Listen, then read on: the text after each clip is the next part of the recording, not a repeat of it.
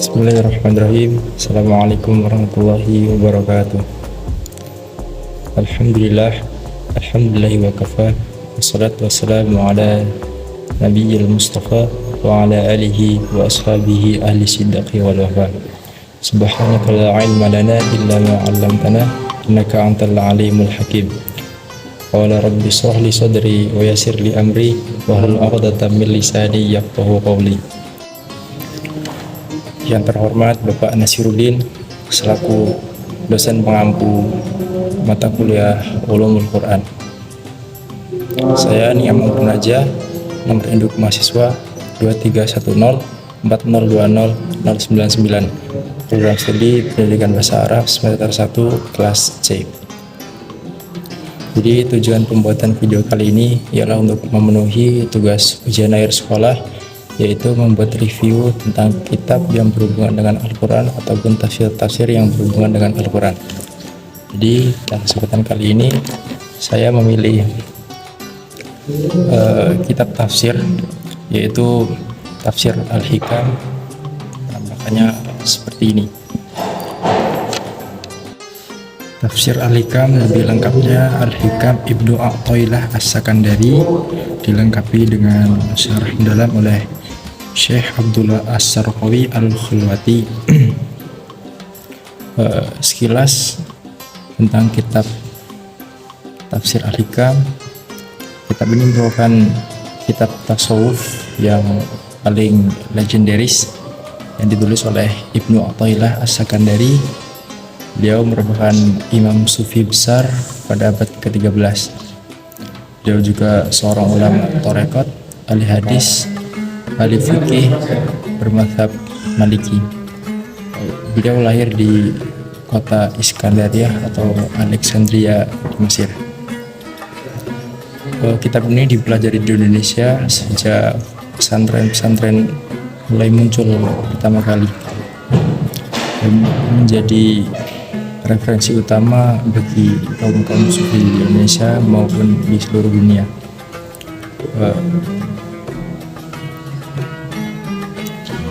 Kitab ini ditulis dengan bahasa meditasi dan gaya bahasa yang tiada tandingannya. Ajaran-ajaran spiritual yang tinggi dibandingkan dengan bahasa yang mempesona sekaligus keyakinan yang mendalam. Kitab Hikam ini telah disyarah oleh Syekh Abdullah As-Sarqawi Al-Khulwati. Berikut sekilas tentang biografi dari Syekh Abdullah As-Sarqawi Al-Khulwati. Nama lengkapnya ialah Abdullah bin Hijazi bin Ibrahim Asy-Syarqawi. Nama Al-Khulwati adalah nama aliran tarekat yang beliau ikuti. Beliau ialah seorang Syekh Al-Azhar yang dilahirkan di desa At-Tawilah, pesisir Bilbis, dekat desa Al-Qarain, provinsi Asy-Syarqawiyah, pada tahun 1150 Hijriah. Kemudian dari segi penulisan kitab Tafsir Al-Hikam ini, kitab Tafsir Al-Hikam ini memiliki 532 halaman, dan kitab Hikam ini merupakan cetakan ke-11 dari terbitan sebelumnya. Lalu kita masuk pada bagian inti ataupun isi dari kitab Tafsir Al-Hikam ini. Kitab Tafsir Al-Hikam ini memuat sangat banyak sekali isi, namun mungkin tidak akan saya jelaskan keseluruhan dan akan saya ambil beberapa poin saja. Kitab ini memuat beberapa tentang judul, diantaranya sikap orang arif ketika khilaf, kemudian ditundanya pemberian Allah, jangan melemahkan semangatmu untuk meminta.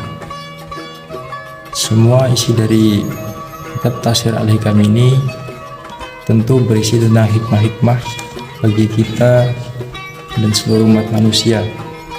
Wabil khusus kita seorang mahasiswa, ya, Baik, yang kita akan bahas yaitu tentang poin ditundanya pemberian Allah.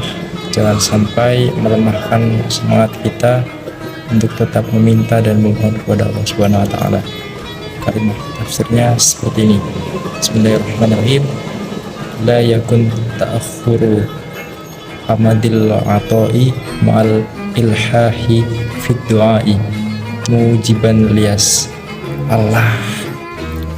Baik, isi dari kitab tafsir ini yang akan kita bahas kali ini yaitu tentang ditundanya pemberian Allah. Jangan sampai melemahkan semangat kita untuk terus dan tetap meminta dan memohon kepada Allah Subhanahu wa taala. Bunyi tafsirnya seperti ini. A'udzubillahi minasyaitonirrajim. Bismillahirrahmanirrahim. La yakun ta'akhuru amidal atoi ma'al ilhahi fi du'ai mujiban liya'sika wa huwa dhamanu lakal ijabata fima yakhtaruhu laka la fima takhtaru nafsika wa fil waqti alladhi yuridu la fil waqti alladhi turidu. Yang artinya, jangan sampai tertundanya karunia Tuhan kepadamu setelah kau mengulang-ulang doamu membuatmu putus asa, karena Dia menjamin pengabulan doa sesuai pilihannya, bukan sesuai pilihanmu, pada waktu yang diinginkannya, bukan pada waktu yang diinginkan olehmu. Dan Allah Subhanahu wa taala menegaskan dalam surah Al-Mu'minun yang artinya, berdoalah kepadaku, niscaya akan kuperkenankan bagimu. Jadi doa yang pengabulannya ditunda mungkin lebih baik bagi manusia itu ataupun bagi seorang murid daripada doa yang pengabulannya disegerakan, karena bisa jadi penundaan doa itu ditunjukkan agar ia semakin bersungguh-sungguh dan senantiasa mendekatkan diri kepada Allah.